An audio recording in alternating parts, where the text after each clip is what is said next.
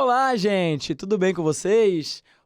Hoje é o primeiro episódio do nosso podcast da 201 e já deixo o convite aí, a nossa intenção é continuar com esses podcasts. A gente está aqui hoje com o nosso co-apresentador, Gustavo Beck. Dá um oi aí pro pessoal. Olá, tudo bom?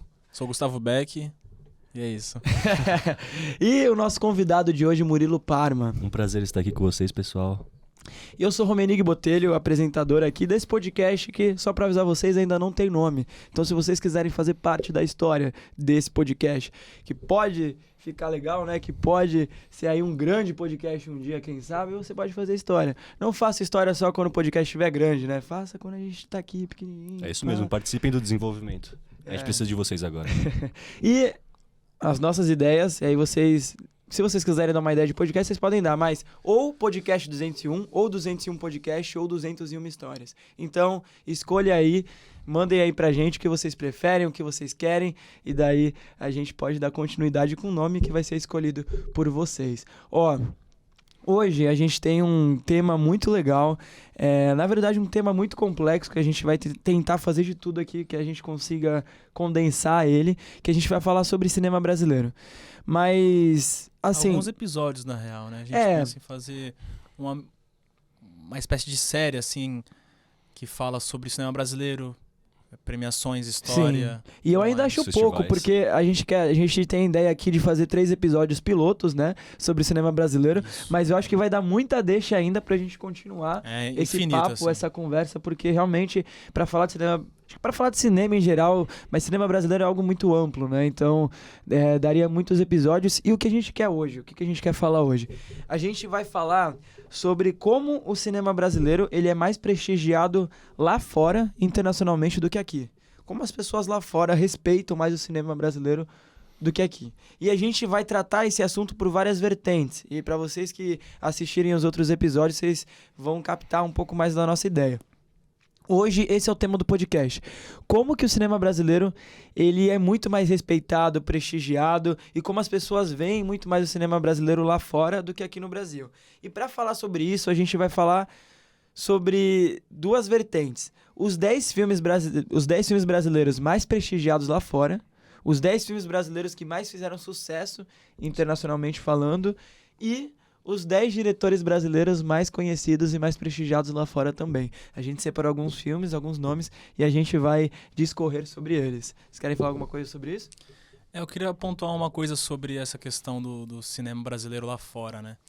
Que eu acredito que, embora lá a gente consiga ser premiado, né? Festivais europeus e tudo mais, eu ainda vejo o Brasil como na visão, principalmente norte-americana, né, do imperialismo assim estadunidense, de que a gente ainda é um cinema muito marginal.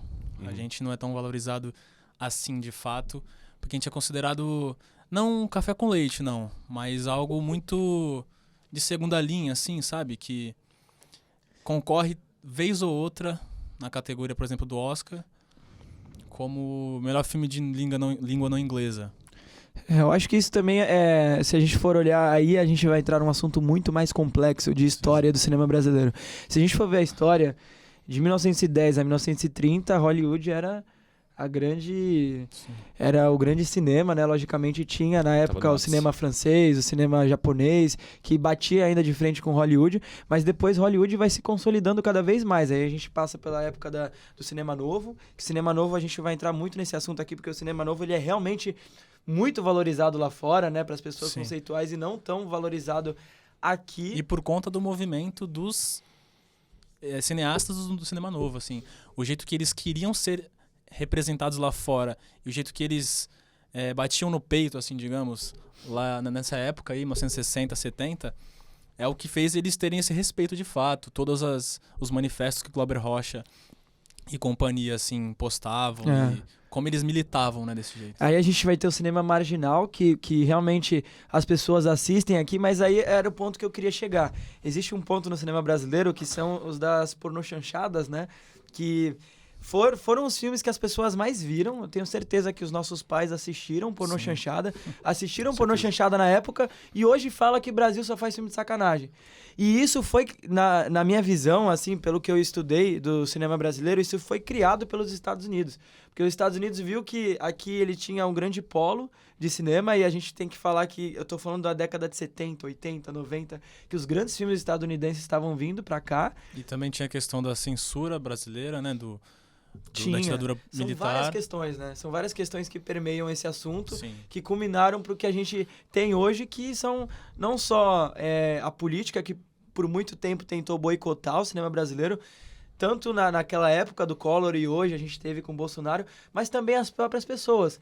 E é sempre bom falar que as pessoas hoje não assistem cinema brasileiro, não é por culpa delas. Foi algo criado. Foi um pensamento criado, né? Foi um gosto criado pelos Estados Unidos, muito, na minha visão, minuciosamente, pra gente pensar assim.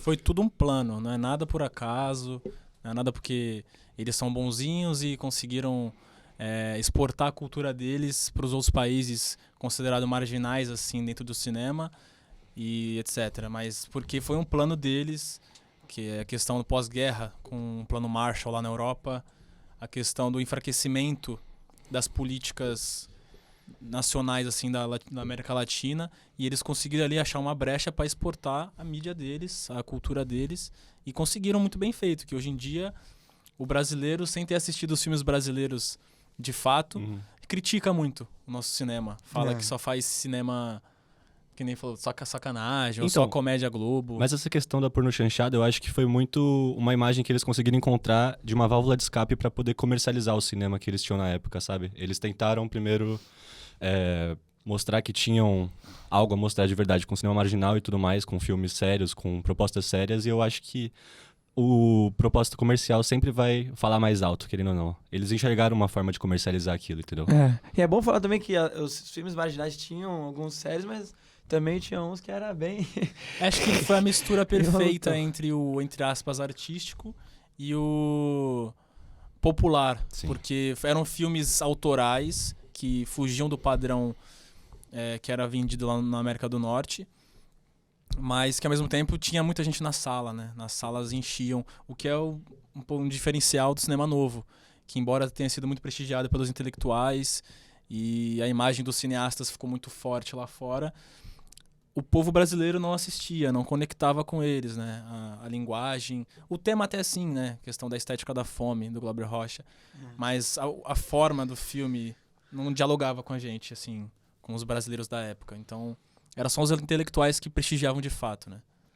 Exatamente. Então, vamos, assim, esse assunto acho que dá muito pano pra manga, é bom a gente reduzir aqui e continuar eles em outros episódios, né? A gente vai falar agora dos 10 filmes.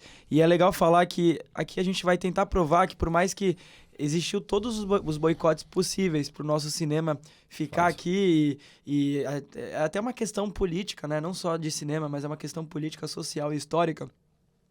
Teve alguns filmes que conseguiu furar essa bolha, conseguiu sair dessa questão, e são esses filmes que a gente vai falar aqui agora. Porém, contudo, entretanto, todavia, é bom falar, que a gente vai falar isso só no terceiro episódio, que alguns festivais dão muita abertura pro nosso cinema e valorizam muito o nosso cinema, e a gente vai falar também dos festivais daqui, né? A gente vai ter só um episódio falando dos festivais brasileiros, então aguardem. Mas é bom falar que, assim, se a gente for falar de todos os filmes que foram para Berlim, de todos os filmes que foram para Sundance, a gente vai fazer um programa de 4 horas, porque realmente são muitos. E é bom falar que esses festivais, Berlim, Sundance, dão muita abertura para o cinema brasileiro e todo ano pinta filme brasileiro lá, né? Mas a gente vai falar de alguns filmes que foram para Cannes, outros para Veneza, outros para Toronto, que são os principais festivais de cinema do mundo. Mas é bom falar que o nosso cinema brasileiro hoje, atualmente, ele tá em todo canto do mundo, em todo lugar, e sempre foi assim, né? Mas a gente vai falar aqui dos principais. O primeiro filme que eu queria falar é um filme de 1962, que é O Pagador de Promessas. O Pagador de Promessas, eu tenho uma breve introdução aqui. O longa do diretor Anselmo Duarte. Até hoje, o Anselmo Duarte, é bom falar que ele era ator, né? E depois ele foi ser diretor. Era galã de cinema. Era um galanzão. é a única produção sul-americana a conquistar a Palma de Ouro no Festival de Cannes. Após a conquista do prêmio, o diretor e a equipe do filme venceram o festival, foram recebidos com um desfile de público em carro aberto ao desembarcar no Brasil. O filme é considerado o 9º melhor filme brasileiro da história, né? Créditos à Educação Globo. Vamos lá. O filme O Pagador de Promessas foi para Cannes numa época em que e tem até uma briga muito famosa do Anselmo Duarte com o Glauber Rocha, Sim. né? Muitos Queriam falam que sair na mão, né? que o Glauber teve uma dor de cotovelo, que o filme dele não foi e o Pagador de Promessas foi. Mas assim, o Pagador de Promessas, falando um pouco do filme, falando um pouco da importância dele, mas eu queria falar um pouco dele em si. Ele é um filmaço, eu amo esse filme de paixão, eu acho que ele tem muito que falar, ele fala muito sobre questão religiosa, questão social, Sim. a nossa questão do Brasil em relação ao preconceito. Ele é um filme muito rico, assim, em vários aspectos, em vários sentidos. E a premissa, pra você que não viu, eu acho que ela é muito enriquecedora. É um cara que o porquinho dele morreu, um porquinho bichinho dele morreu, e ele tem a promessa de ir andando com a cruz até a igreja. Que é lá no alto das escadas. Tipo assim, falando, não sei se é essa a distância, mas é, por exemplo, você ir de Santos pra Peruíbe andando, ou mais longe, talvez, não sei. Tipo, era uma distância muito grande. E ele foi lá, e o começo do filme é isso. Ele indo lá, e quando ele chega na igreja, aquela cruz, que ele quer entrar na igreja com aquela cruz, o padre não deixa.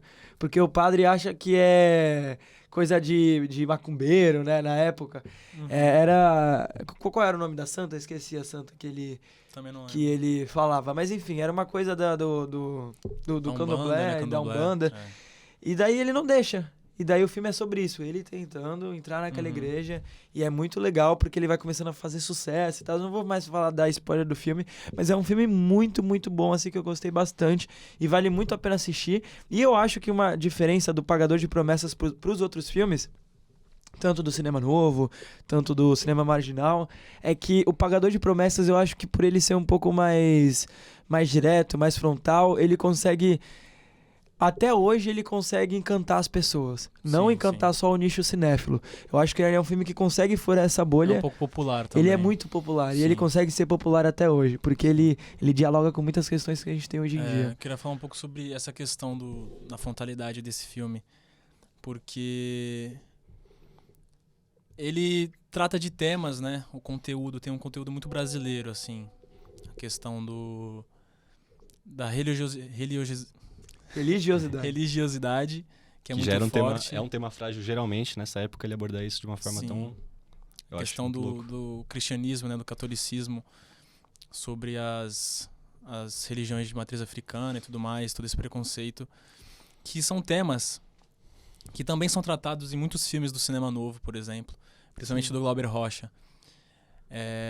Só que eles não tiveram esse mesmo prestígio. Notoriedade até pode discutir que sim, que chegaram lá bem falados e tudo mais, mas não receberam os prêmios, né? Por exemplo, Deus, Diabo na Terra do Sol, que fala muito sobre isso da religião e tudo mais.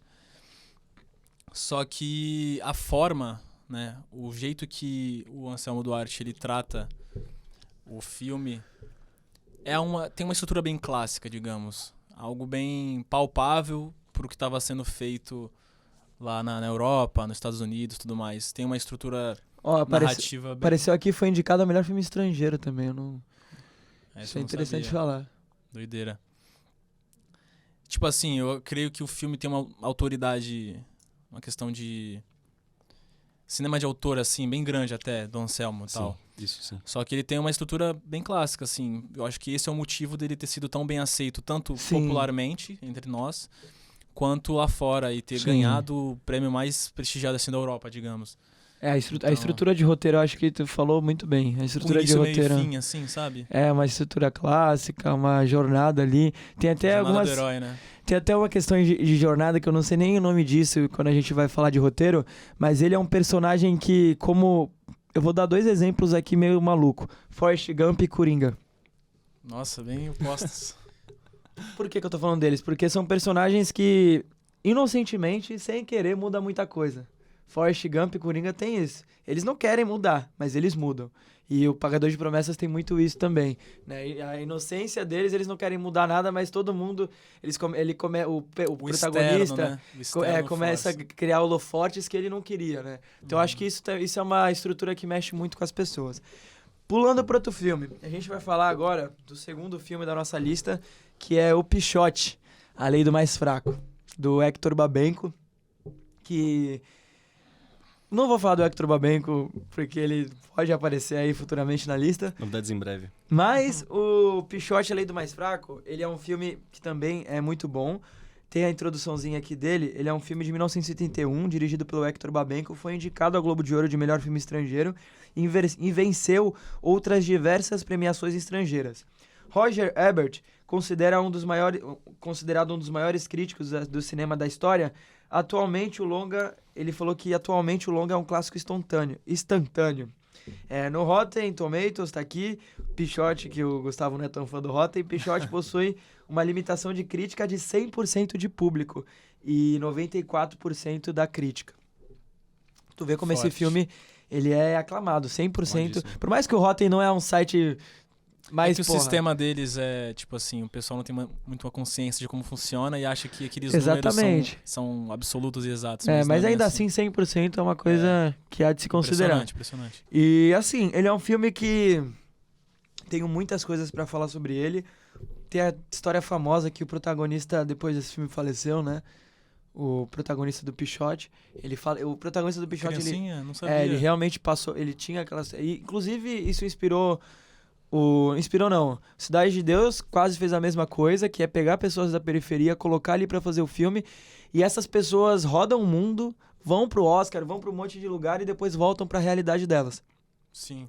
Quem faz diferente é o Querô, que é daqui de Santos, que eu acho que Querô, Cidade de Deus e Pichote são filmes bem parecidos, porque são filmes que tratam da mesma temática, só que o Querô, ele acabou o filme, ele pegou as pessoas, os atores, e fez um curso de introdução ao audiovisual por trás das câmeras e introduziu eles para o mercado de trabalho, e até hoje o Instituto Querô é um dos maiores institutos, tanto do Brasil, tanto do mundo, de jovens de baixa renda. Pichote podia fazer isso, não fez, né? Mas tudo bem. Mas pela época também. Pela época, tudo isso. Pegado. Mas é um filme muito bom, é um filme que vai falar sobre que a gente tem hoje a FEBEM, né? Que é a penitenciária aí infantil, né? Infantil, Das crianças.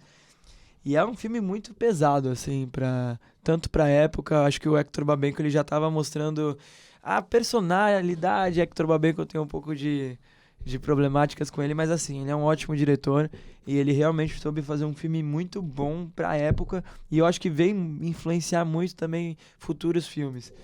Eu acredito que ele é bem atemporal, assim, tipo, a temática dele até hoje parece atual. Uhum. A questão da infância, né, que é tirada de muitos pequenos por aí, né. E o filme conta, né, essa história de um grupo de amigos, assim, amigos por acaso, né, que fogem juntos da FEBEM e tudo mais, e conta um pouco da vida deles, como eles se viram na rua sozinhos e tudo mais. E o filme é de 81, e hoje em dia dá pra tu ver que ainda é bem atual, sabe? E é meio bem triste, na real, né? E eu considero esse um dos melhores filmes brasileiros, assim, que eu já assisti. E é muito potente. Eu tive a chance de assistir na Cinemateca ainda, na TV, naquela telona. Louco. Caramba, no Mobifest. eu vi no Mubi, mas caramba, você viu no... Mobifest foi Da incrível, hora. assim. E o final é uma das coisas, assim, mais não dolorosas. posso falar, mas... Não vou comentar, Vai dar mas spoiler pro é público. doloroso Ele porque... é muito simbólico. Porque é também, cru. né? É simplesmente a realidade ali. Eu enxergo bastante assim. É uma realidade assim que é assim, não vai ter nada muito fantasiado, muito assim, né? Então, É um filmaço aí, eu gosto muito da última cena mesmo, assim. Eu acho muito legal. E o filme como um todo, assim, eu acho que o Hector Babenco acerta muito nas atuações. assim, ele extrai das crianças. É impressionante. dos E eu acho que mirins. isso, na minha opinião, é a grande coisa do filme, assim. São a veracidade que ele traz com as atuações, Sim. com o roteiro ali. Atuação infantil é muito complicado. Ele conseguir tirar isso dele dos menores é muito Sim. impressionante. de Puta verdade. mérito, assim. Sim. E eu acho muito engraçado, assim, não é engraçada, né? Mas eu acho muito bonito a relação deles com os adultos do filme. Claro, não os adultos que reprimem e oprimem eles, mas os que conseguem enxergar eles e tudo mais e dão uma chance. E o jeito que eles enxergam os menores de idade, né? Sabendo que estão fazendo coisas erradas, digamos assim. Eu acho meio louco essa relação entre os adultos. A segunda parte do filme pra frente, assim. É isso. Vamos falar do próximo filme aqui, então. O Cabra Marcado pra Morrer. Só falando, o Pichote, a gente falou do Pagador de Promessas, Pichote, a gente não tá falando de todos os filmes, a gente tá falando de alguns, a gente separou alguns que a gente considera os que mais tiveram prestígio lá fora e ainda a gente vai ter uma outra lista de filmes, então... E eu acho muito legal, assim, e muito legal não, acho que eu tenho que dar um recado pro público, que é um recado meu. Essa lista aqui, eu acho que as pessoas quando vai... Eu vou abrir um parênteses gigante, a gente fala do Cabra Marcado. Quando as pessoas vão falar de listas, as pessoas veem muito lista no sentido de faltou esse filme, faltou esse, faltou aquele, faltou esse. Eu acho que se a gente for enxergar a lista dessa forma, a gente vai perder um pouco da proposta principal da lista, que é indicar filmes. Então acho que a gente precisa enxergar a lista como um indicador de filme. A lista pode estar faltando filme? Pode ter um que tu não gosta? Pode. Só que a chance de você gostar mais do filme vendo uma lista específica é maior. Então, logicamente tá faltando filme aqui, a gente tá falando de 10. Só que enxerguem isso também como pra vocês assistirem esses filmes. Pô, o Pagador de Promessas venceu o que venceu, o Pichote também, teve todo o prestígio lá fora. Tenho certeza que a chance de vocês assistirem esses filmes e gostarem é grande. Então, assistam nesse viés de pegarem pra assistir. E eu acho que essa é a nossa... Por que a gente tá aqui, né? Esse recorte que a gente fez específico para 10 filmes é muito pouco, assim. A lista é muito curta pra quantidade de filme bom que tem para mencionar desse tema, né? Sim. Então vamos lá pro Cabra Marcado pra Morrer. Marcado. Que esse... Oh, meu Deus do céu. Que é um dos meus diretores preferidos da vida aí. O Eduardo Coutinho. Deixa eu falar aqui do Cabra Marcado pra Morrer. Ele é um filme de 1985. Nossa... Direção de Eduardo Coutinho. Cabra Marcado pra Morrer trata de uma narrativa semi-documental da vida de um líder camponês da Paraíba, assassinado em 1962. Em razão do golpe militar, as filmagens foram interrompidas em 1964. A equipe foi cercada por forças policiais e parte dela presa sob alegação de comunismo. O trabalho foi retomado criminoso. 20 anos depois, com a mesma equipe, e rendeu a Coutinho 2 prêmios no Festival de Berlim. Foi prestigiado no Festival de Berlim aí, Cabra Marcado pra Morrer, que pra muitos, eu vou, enquanto vocês vão falando, eu vou pegando aqui essas informações, é considerado pra muitos um dos melhores documentários de Da todos história. os tempos do cinema e também, logicamente, do Brasil, e é considerado também um dos melhores filmes brasileiros. Eu acho que é um dos mais importantes, assim, de tamanho, porque representa no contexto histórico da época a questão da mistura da ficção com o documentário e com o que aconteceu, assim, quando você escuta a história da censura que teve ali em cima, que se eles continuassem gravando, eles tinham risco de morte, assim, eles poderiam literalmente morrer se continuassem gravando um filme. E isso é muito louco pensar, assim, pra geração de hoje, né? Sim. Mas é gigante, o filme é gigante. E aqui, ó, acabei de pesquisar. Se você for pesquisar no Google, os 100 melhores documentários de todos os tempos, a primeira lista que aparece aqui é o Filmou. E Cabra Marcado pra Morrer tá em primeiro, né? Se eu for pesquisar aqui, ó, os melhores documentários brasileiros, eu tenho certeza que vai aparecer também, O ó. Coutinho vai dominar a lista aí, né? Coutinho domina a lista, ó. Deixa eu ver. Eu acho que esse filme ele tem a característica muito dos filmes do Coutinho, dele de se colocar no que ele tá fazendo e se às vezes ele pode até se enxergar como um personagem daquela história ou não, principalmente nesse contexto deles estarem sendo caçados. Isso é uma loucura, ele conseguir se colocar ali, Ó, fazendo parte da história. Dos Brasil, Coutinho, primeiro Cabra Marcado, segundo Jogo de Cena, terceiro Santiago, que é dirigido pelo produtor do Coutinho, que é irmão do Walter Salles, é bom Nossa. lembrar, João Moreira Salles, que também é da família Salles aí, e quarto Edifício Master. Mas assim, Cabra Marcado pra Morrer vai estar na lista de muita gente, é realmente um filme que inspirou muitos cineastas, é um filme muito importante pro cinema brasileiro, e eu fui assistir, né, tendo isso em vista, e realmente eu me impressionei muito, porque Eu acho que ali mostra muito da habilidade do Coutinho de... E engraçado que, não sei se é brisa minha, parece que todo filme do Coutinho ele vai diminuindo cada vez mais o recorte em questão de local. Ele começa indo rodando o Brasil e cada vez mais ele vai diminuindo. No edifício master ele fica no edifício, aí depois ele começa a gravar só em um lugar só. O jogo de cena é um plano só, é um plano, e parece que a questão física dele, né, do Coutinho, vai cada vez mais diminuindo esse recorte local dele, né, e temporal também. Eu acho engraçado que ele sempre se deixa presente no filme. Ele quer mostrar que ele tá fazendo a pergunta ali, não que seja intencional querer se mostrar e tal, mas o jeito que ele conduz e extrai as melhores coisas dos entrevistados. Isso tem muito também que ele, o Coutinho, antes de ser cineasta, ele trabalhava no Globo Repórter. Sim. Então ele sabe falar, ele sabe conversar com as pessoas. E tem um take muito específico do Globo Repórter que é passado até hoje, as pessoas passam, que foi uma reportagem que ele fez. E depois ele veio com esse projeto do Cabra Marcado pra Morrer, que assim, é um filme que ele não só o Cabra, mas todos os filmes do Eduardo Coutinho, mas esse filme em si, ele retrata muito o Brasil. Eu acho que ele acaba sendo um retrato muito forte do que é o Brasil, da brasilidade em si, né? Você tem takes, assim, maravilhosos, que pega crianças ali com aquele shortinho lá, aquele shortinho sem camisa, andando, sabe? Eu acho que ele pega muito tem uma sinceridade enorme dos filmes dele, que eu admiro muito, que eu até tava conversando com vocês. Na minha opinião, pode ser uma opinião forte minha. Se o Coutinho fizesse cinema atualmente ele ia fazer com celular. Ele ia gravar com celular e ele ia fazer filme com celular, porque eu tenho certeza que ele ia ver que ia extrair a maior naturalidade das pessoas, sim, que é o que ele busca e é o que é a genialidade dele. É extrair a naturalidade plena das pessoas. A gente fez um documentário, O Pedra da Feiticeira, e a gente viu o quão difícil é. É difícil. Isso, né? Extrair a naturalidade. E o jeito que uma câmera, uma lapela, um microfone assim assusta as pessoas. A gente fica à mercê da realidade que ela quer mostrar pra gente. Ela pode moldar da forma que ela preferir. E a figura Eduardo Coutinho faz a pessoa esquecer, né? Você vê que a pessoa tá sendo muito ela. E isso é incrível nos filmes dele. Eu acho que é isso que faz o cinema dele ser tão rico. Sim. Então, Cabra Marcado pra Morrer aí, se você não assistiu, é um filme hoje. Importantíssimo aí. Não só o Cabra, mas maratone Eduardo Coutinho. Que é particularmente, meu favorito dele é Jogo de Cena. Que quantas vezes eu chorei com cada uma das histórias. Guarda isso que a gente vai falar ainda. Guarda Eduardo Coutinho pra si. Antes de você continuar, Romanigo, eu acho interessante a gente falar que a gente vai fazer a lista do Letterboxd também, de todos os filmes que a gente tá falando aqui. A gente pode até bolar uma review nossa, da 201 mesmo, especializada, assim, customizada, e disponibilizar pra todo mundo que quiser assistir.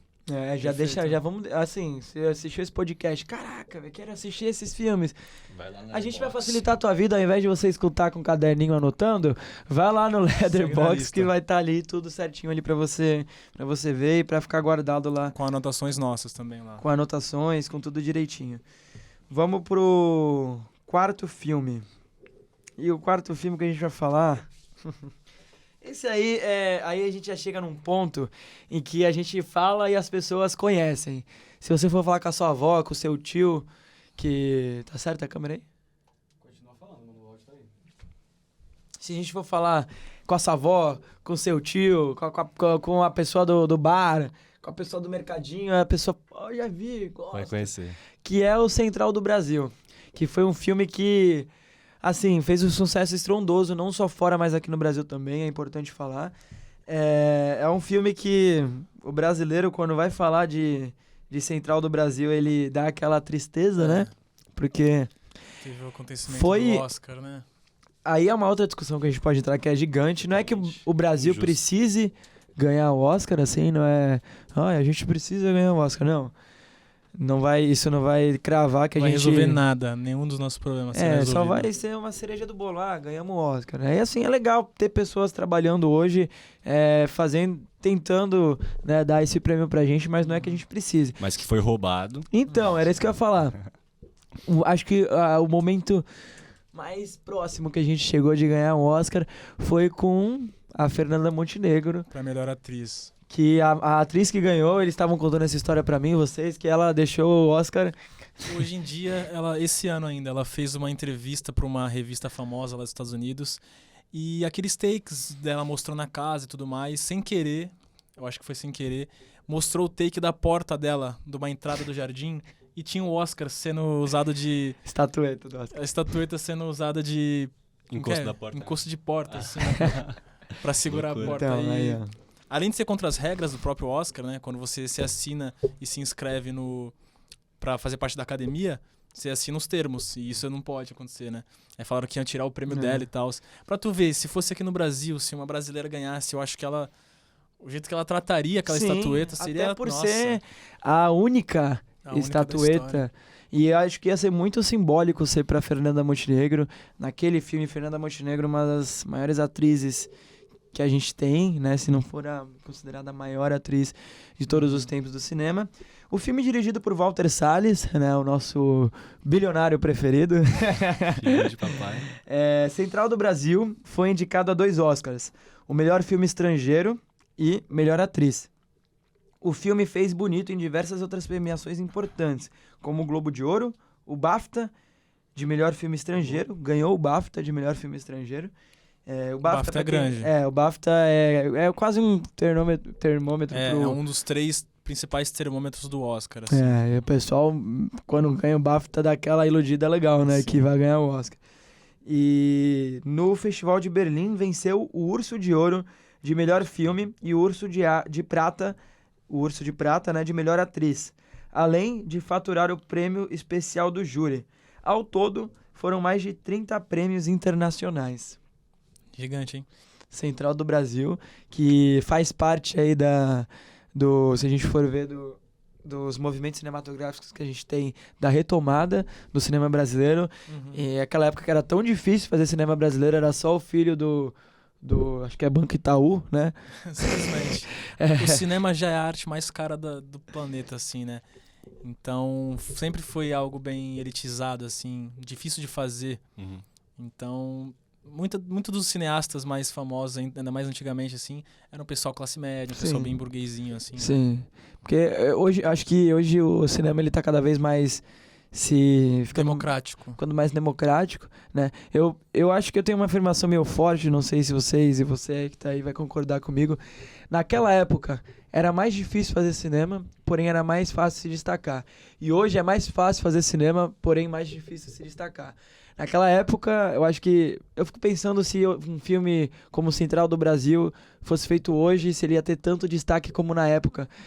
Que eram feitos poucos filmes, né? Então, eu acho que o pessoal se surpreendeu muito, né? Porque a gente estava passando pela era Collor, que foi a era que acabou com o cinema brasileiro. Sim. E ter um filme como Central do Brasil ali em 98...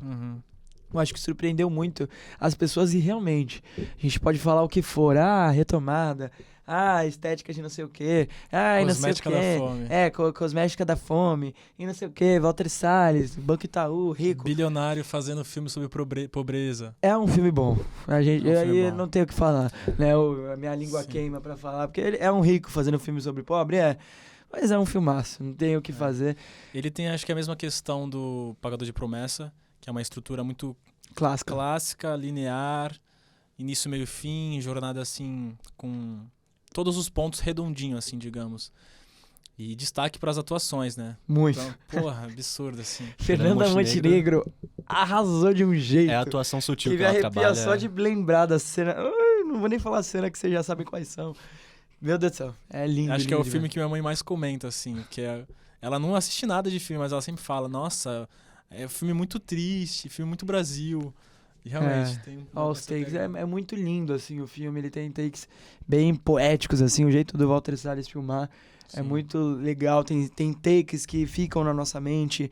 Takes que realmente perduram, né? E principalmente, eu acho que são as atuações. Acho que foi o Coppola que disse isso. As coisas mais importantes do cinema é ter boas atuações, principalmente da ficção. Boas atuações e um bom roteiro. Logicamente, fotografia, som, as outras camadas são importantes, Só que eu acho que foi o Coppola que disse isso, que ele considera isso as mais importantes. E eu acho que isso é o que o Central do Brasil se destaca. Roteiro, a história é muito boa. Roteiro é muito bem feito. E as atuações são muito boas mesmo. Logicamente, a fotografia do filme é linda, a coloração do filme é linda. Toda a parte de iluminação. Mas, então, essa questão aí da fotografia, essa estética, né?